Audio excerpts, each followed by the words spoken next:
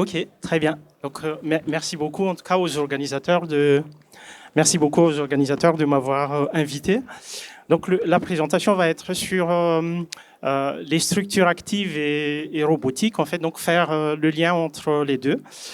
Et donc, pour cela, je vais rappeler ce que c'est matériaux actifs et ensuite matériaux piézoélectriques, puisque c'est ce qui va être détaillé ensuite.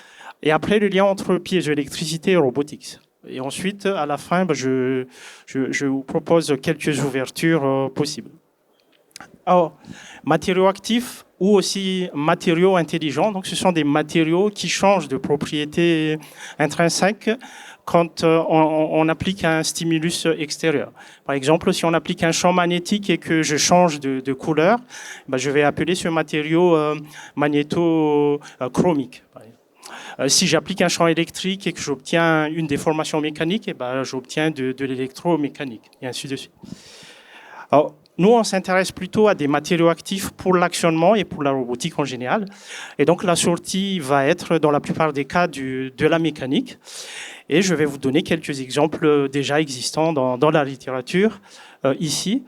Dans la catégorie thermomécanique, c'est-à-dire j'applique un changement de température, j'obtiens une déformation, on retrouve les alliages à mémoire de forme. Et donc, on les utilise, par exemple, pour actionner les mains robotiques, donc des alliages à mémoire de forme de type câble qui va tirer par-ci par-là pour obtenir les déformations, les mouvements des doigts.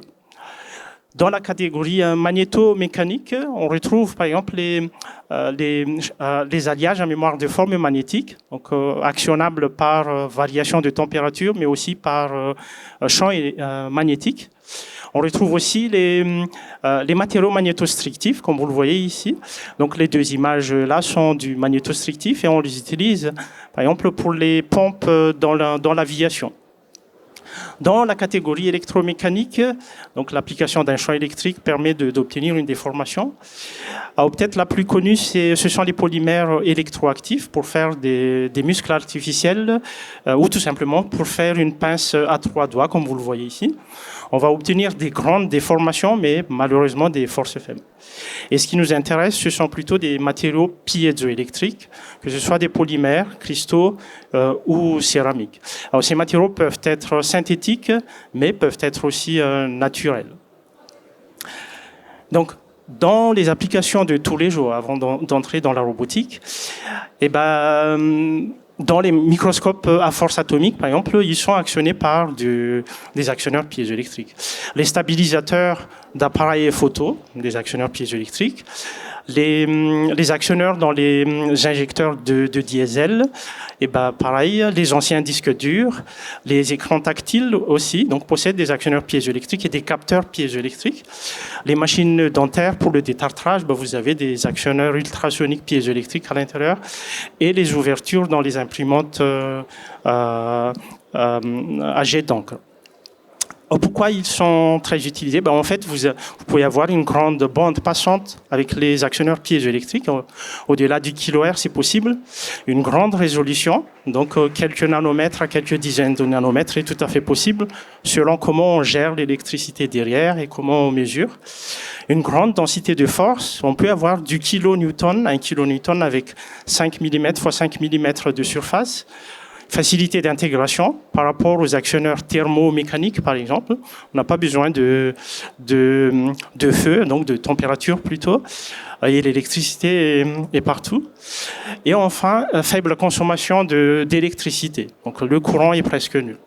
Bien évidemment, il y a des désavantages, mais qu'on va occulter dans cette présentation. Alors, avant d'aller dans les applications robotiques et périrobotiques, donc rappel rapide du principe de la piézoélectricité. Le mot piézoélectrique vient du grec piézen, qui veut dire pression. Donc l'effet direct piézoélectrique, c'est appliquer une pression à un matériau, comme vous le voyez ici, et j'obtiens de l'électricité, donc apparition de charge électrique sur la surface. Ça peut être utilisé pour des capteurs qui existent depuis des dizaines d'années. On peut aussi utiliser ce principe pour faire des récupérateurs d'énergie.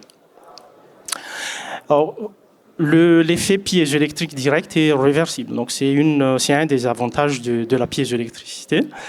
C'est-à-dire, on va appliquer un champ électrique, donc grâce à une tension, et je vais obtenir une déformation. On utilise celui-ci pour faire des actionneurs. Et il y a d'autres phénomènes supplémentaires, tels que l'effet diélectrique. Donc, quand j'ai appliqué un champ électrique, des charges électriques vont être stockées donc, sur la surface, sur les électrodes du matériau. Et aussi l'effet pyroélectrique. Pyro veut dire feu, donc du grec. Je vais appliquer un changement de température et j'obtiens de l'électricité. Donc, pour ce dernier cas, par exemple, on utilise pour faire des capteurs de température, voilà, pour ces matériaux. Alors, revenons maintenant aux applications robotiques et périrobotiques. Alors, la structure et l'application une des plus utilisées, c'est la micropince piézoélectrique. Donc, vous avez deux actionneurs de type poutre, comme vous le voyez. Je peux appliquer une tension individuellement pour chaque poutre, chaque actionneur piézoélectrique, et j'obtiens une déformation. Et j'utilise la combinaison des deux pour manipuler des pièces de manière précise et éventuellement avec une bande passante élevée. On l'utilise pour faire de la micro-manipulation et du micro-assemblage, assembler des petites pièces comme les composants de montres, par exemple, et éventuellement, sous certaines conditions, des objets biologiques. Il y a différents types de micro-pinces, donc selon la forme et selon où se trouve l'actionneur piézoélectrique. Par exemple, ici, au milieu, c'est une pince piézoélectrique qui a été optimisée topologiquement. Au-dessus, c'est une pince piézoélectrique, mais en réalité, l'actionneur est ici et le reste, donc, est un mécanisme donc, d'amplification, de transformation de mouvement. Alors, maintenant, on peut utiliser aussi les poutres et les actionneurs piézoélectriques qui sont de structures simples pour faire des structures plus compliquées. Alors ici, dans l'image à gauche en bas, vous avez un micro-robot donc, qui se retrouve dans un volume de 1 cm3. 1 cm fois 1 cm fois 1 cm. C'est un micro-robot qui est capable de faire un tilt, de proposer un tilt plus ou moins 45 degrés avec une bande passante suffisamment élevée. Alors, comment on obtient ça ? En vert, vous avez des actionneurs piézoélectriques. Donc, j'obtiens une grande résolution, une grande bande passante. Il y en a 6. Ensuite, je vais combiner ça avec une structure cinématique parallèle, donc pour maintenir une certaine bande passante. Ensuite, je vais transformer les mouvements de translation à l'issue de ça en mouvements de tilt, donc sur la plateforme, grâce à une structure Agile A, donc la partie au-dessus. Voilà, et pour fabriquer tout ça, j'utilise la technologie SCM, Smart Composite Materials, donc qui a été développée à Harvard. Et le principe, en fait, c'est de réaliser sur 2D par laser la structure et ensuite on étire pour obtenir la forme 3D. Voilà. Je montrerai une vidéo à la fin. Et ce micro-robot, en fait, est placé à l'extrémité d'un endoscope, donc qui va entrer dans la bouche, et on va emmener du laser depuis l'extérieur vers ce micro-robot, et ce micro-robot va orienter de manière précise et rapide le laser, donc vers des cordes vocales à traiter. Alors, les structures piézoélectriques à base de pinces, et donc les actionneurs à base de pinces, même si elles sont intéressantes, grande bande passante, grande résolution, les déplacements qu'on obtient sont faibles, malheureusement. Et donc, il y a d'autres méthodes pour obtenir des déplacements un peu plus grands et qui sont utilisés. Alors, un des plus utilisés, c'est l'actionnement ultrasonique piézoélectrique. Donc, vous prenez une surface piézoélectrique et on va appliquer une tension de telle manière à ce que cette surface se déforme et va proposer en fait une onde progressive. Et donc, si vous mettez un objet par-dessus, l'objet va bouger. Et inversement, si vous mettez à l'envers cette surface, c'est l'objet qui peut tourner, par exemple, voire bouger. Et donc là, en haut à gauche, vous avez des actionneurs piézoélectriques à l'intérieur d'une structure, en fait, qui permet de tourner la balle et qui permet de la bouger aussi dans le plan. Et pareil, de l'autre côté, à droite, en haut, vous avez un micro-robot en fait, qui bouge dans le plan et qui peut aussi tourner autour de l'axe Z. Et ce principe d'actionnement ultrasonique est déjà industrialisé. Donc, vous pouvez acheter des tables de micropositionnement XY ou XY-θ chez PI dans ce cas-ci, qui peuvent être utilisés pour différentes tâches. Un autre concurrent de l'actionnement ultrasonique, c'est l'actionnement par pas à pas. Et donc, on peut retrouver deux modes exactement dans cette catégorie. Le mode inchworm et le mode stick slip. Donc, tout cela piézoélectrique. Alors, le inchworm, on va prendre quelqu'un et on va lui demander d'être dans une cheminée et de monter du bas vers le haut. Et donc, cette personne va utiliser ses deux mains et ses deux pieds pour monter. Donc, en alternant les mains et les pieds, en bloquant vers les quatre murs de la cheminée. Et le inchworm, c'est cela. Donc, on va utiliser au moins 4 actionneurs piézoélectriques. On alimente de manière alternative, donc en alterné. Et puis, ça permet de bouger à l'intérieur d'un tube, par exemple. Alors, l'intérêt, c'est que vous allez avoir une grande force, puisque on applique des grandes pressions sur les murs. Malheureusement, la bande passante elle est plus faible et et la fabrication reste toujours difficile puisque vous devriez assembler plusieurs éléments à la fois. Le stick slip, c'est le suivant. Donc, je vais prendre mon doigt, je considère comme piézoélectrique. Je vais alimenter une tension doucement, donc ça va se déformer. Et ensuite, je vais enlever brusquement cette tension, ça va revenir à la forme initiale. Et vous voyez, je vais obtenir un glissement. Et je vais répéter ce signal. Stick, slip, et donc je vais obtenir un mouvement. J'utilise ça pour faire un robot qui bouge dans le plan. Mais je peux aussi utiliser cela de manière inverse pour faire bouger quelque chose. Donc, le pied est fixe et au-dessus, j'ai un élément mobile que je fais bouger par stick slip. Alors, sur ces figures, sur cette page, ici, vous avez plusieurs robots clé indique qui sont autour d'une table et qui collaborent en fait pour faire de la manipulation d'objets petits. Et donc, chaque robot en fait possède plusieurs degrés de mobilité. Au milieu, vous avez aussi un autre robot de chez Piezomotor, et donc qui propose qui est du principe inchworm cette fois et qui propose donc une force de blocage suffisamment élevée. Et en bas, donc c'est un micro-robot que j'avais développé pendant ma thèse vidéo à la fin, donc qui va bouger sur l'axe du tube et tourner autour de l'axe du tube. C'est un micro-robot stick slip. Et puis, vous avez plusieurs exemples, d'autres exemples de robots et de micro-robots dans la littérature, plus ou moins exotiques. Donc, le premier, c'est un micro-drone. Là, on utilise une poutre piézoélectrique simple. J'applique un signal sinusoïdal et ça va faire un aller-retour.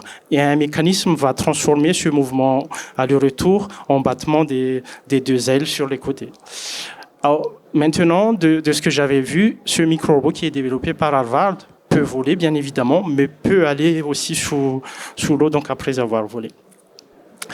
Vous avez au milieu donc, de la même équipe un micro-robot Delta, et puis en bas, vous avez un micro-robot en fait, qui va monter le long d'un tube. Donc cette fois, les pieds sont de l'extérieur et non plus de l'intérieur du tube. Alors, comme vous le voyez, la plupart des applications des actionneurs piézoélectriques sont dans le petit.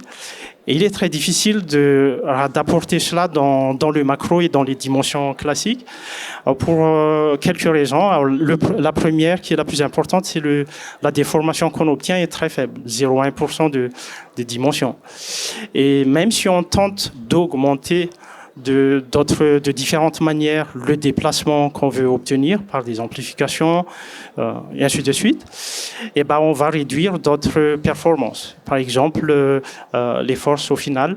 Et ces structures piézoélectriques ne seront plus concurrentes vis-à-vis des actionneurs classiques tels que les moteurs. Par contre, et c'est ce qu'on essaie de faire dans le groupe Mavericks, dont Mourad qui est là est responsable, On peut utiliser les structures piézoélectriques pour développer des périrobots ou des éléments mécatroniques qui vont amplifier, par exemple, la capacité d'interaction d'un robot d'interaction. Une des pistes qu'on essaie de développer, c'est le principe self-insigne, donc grâce à la fois à l'effet piézoélectrique direct, qui est la mesure, et à l'effet piézoélectrique inverse, qui est l'actionnement. Donc on utilise le même élément comme actionneur et à la fois son propre capteur.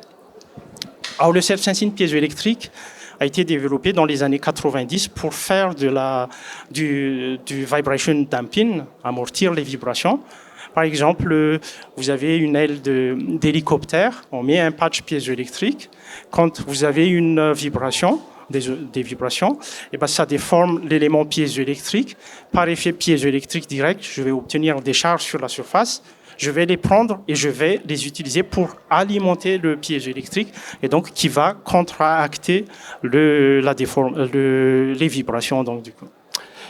Alors, cette approche est efficace en haute fréquence. C'est pour ça elle est utilisée pour comment ça s'appelle, pour le vibration damping. Mais par l'efficacité quand on travaille à faible fréquence et à signaux constants, des formations constantes, la raison c'est que vous avez une perte au final dans le matériau. Et donc, si vous avez des charges constantes sur la surface, au bout d'un certain temps, ces charges vont disparaître. Et nous, en fait, l'idée c'est de faire du self-sensing à la fois faible fréquence et haute fréquence. Et l'idée, dans ce cas-là, c'est on prend l'élément piézoélectrique, donc qui est actionneur, j'applique une tension, je vais obtenir une déformation que je ne peux pas mesurer, donc un déplacement que je ne peux pas mesurer. Par effet piézoélectrique direct, j'ai toujours des charges sur la surface, qui vont apparaître. Ces charges-là, en fait, sont composées de charges piézoélectriques, mais aussi charges diélectriques. Donc, il y a l'effet piézoélectrique direct, plus l'effet diélectrique qui apparaissent. Et donc, un circuit électrique va d'abord supprimer les charges diélectriques, parce que ce qui nous intéresse, c'est les charges piézoélectriques, et ensuite qui va amplifier ces charges pour nous donner un signal exploitable, donc une tension exploitable. Et à partir des signaux disponibles, donc le signal de commande et ce signal exploitable, eh ben, on étudie des observateurs donc, qui permettent d'estimer le déplacement. Alors, comment nous on essaie d'appliquer ça? Et ben, on souhaite aller vers de la peau active, donc qu'on mettrait dans les mains robotiques ou sur les robots, et en fait qui sont capables de mesurer les interactions, voilà, avec l'extérieur, avec l'humain ou avec des objets. Voilà. Donc, l'idée, c'est d'augmenter les capacités d'interaction des robots classiques grâce à ces éléments mécatroniques piézoélectriques. Alors, au-delà même de la robotique, on s'intéresse ici à de l'application aéronautique. Donc, vous savez que pour détecter des éventuellement défauts de structure et des fractures sur l'avion, on le fait au sol. On utilise quelques techniques. Donc, on vient avec des capteurs, par exemple. Et là, l'idée, en fait, c'est d'être capable de détecter les défauts éventuels au sol, mais aussi en ligne, donc pendant que l'avion soit en vol. Alors pour cela, on développe et on intègre du piézo complètement dans la structure composite du matériau. Donc il y a une thèse qui a été soutenue hier dessus. Et ensuite d'utiliser des techniques d'estimation, éventuellement, pourquoi pas de l'IA, pour faire du monitoring et de la surveillance de la santé de la structure en temps réel. Voilà.